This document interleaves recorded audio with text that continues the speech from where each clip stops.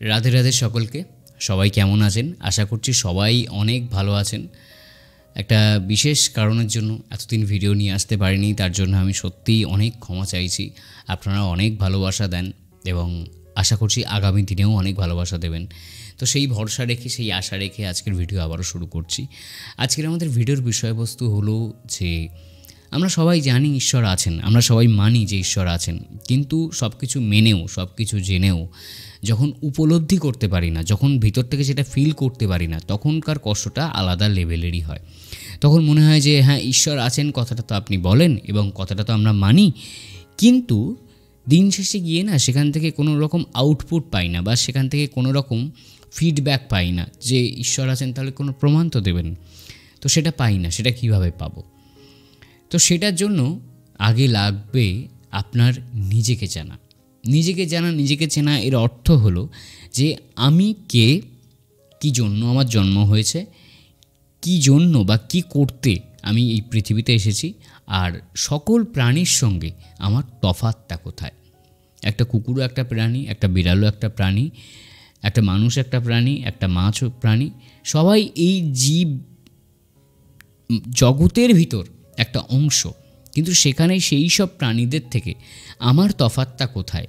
ঈশ্বর আমাকে স্পেসিফিকভাবে কোন কারণে বানিয়েছেন? আমার ঠিক জীবনের প্রতি উদ্দেশ্যটা কী? আমি ঠিক কী করতে চাই?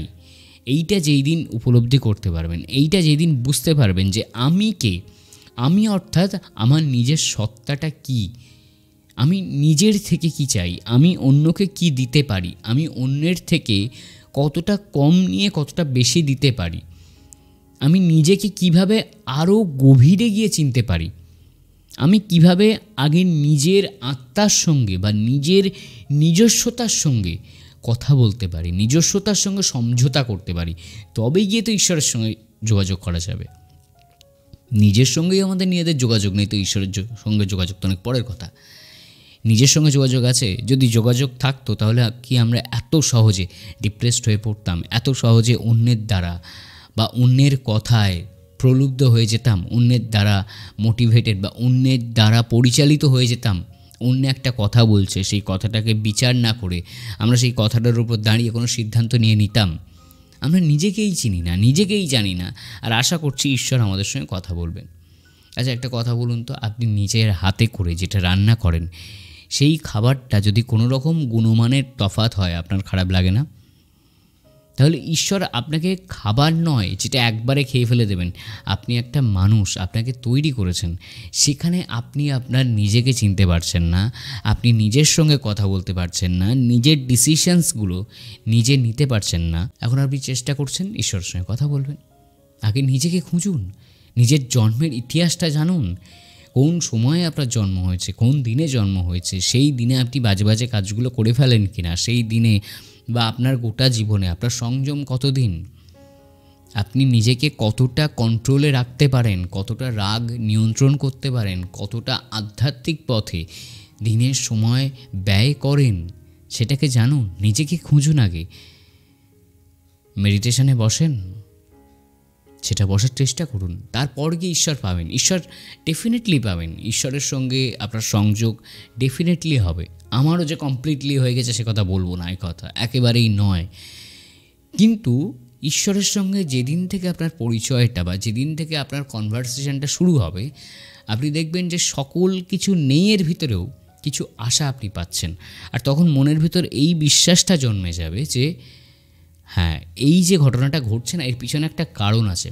কারণটা আপনি খুঁজে বার করবেন, অযথা নিজেকে দোষ না দিয়ে। প্রথম দিকে আমরা নিজেদেরকে দোষ দিই, কেন এটা হলো ঠাকুর, আমি তো এত ভালো ভালো কর্ম করেছি, তারপরেও আমার সঙ্গে কেন হচ্ছে। কিন্তু এর পরে যেটা মানুষ করে থাকে, নিজে খুঁজতে থাকে যে আমি কি ভুলটা করেছি।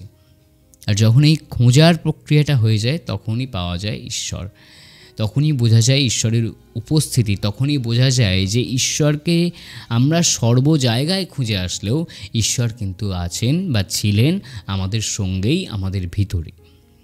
আপনার মন কোনো কিছু নেগেটিভ কাজ করতে গেলে সাড়া দেয়, কিন্তু যেই কাজটা করো না, এই কাজটা ভালো না, কিন্তু আপনি এটা শোনেন না। আপনি যখন করে তো নিই, তারপর যা হয় দেখা যাবে।